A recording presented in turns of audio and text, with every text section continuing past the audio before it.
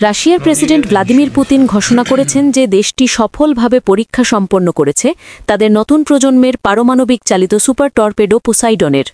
বুধবার ২৯ অক্টোবর মস্কোতে আহত রুশ সেনাদের সঙ্গে সাক্ষাৎকালে পুতিন এই তথ্য জানান।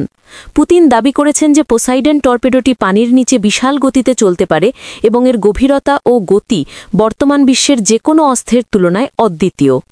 এই টর্পেডোটি এমনভাবে ডিজাইন করা হয়েছে যে এটি শত্রুপক্ষের উপকূলীয় এলাকায় প্রবল রেডিও অ্যাক্টিভ সুনামি বা সমুদ্র তুফান তৈরি করতে সক্ষম, যা উপকূলভূমি সম্পূর্ণ ধ্বংস করে দিতে পারে।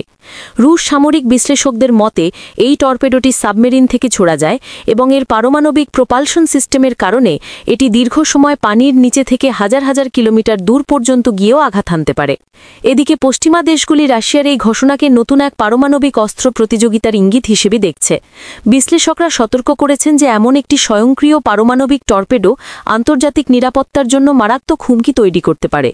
উল্লেখ্য, এর আগে রাশিয়া বুরেভেস্তনিক নামের একটি পারমাণবিক চালিত ক্রুজ মিসাইলের পরীক্ষাও করেছে, যা দূরপাল্লার টার্গেট আঘাত করতে সক্ষম বলে দাবি করা হয়েছে।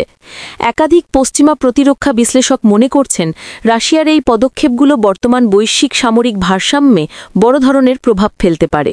আমাদের দেশের অধিকাংশ টিভি চ্যানেলগুলোই দেখা যায় যে সঠিক তথ্যটি আড়াল করে মানুষের কাছে ভুল তথ্যটি উপস্থাপন করে। তাই আমরা চেষ্টা করি মানুষের কাছে সঠিক তথ্য উপস্থাপন করতে এবং আমাদের এই উদ্দেশ্যকে সফল করতে আমাদের চ্যানেলটিকে সাবস্ক্রাইব করে পাশে থাকুন।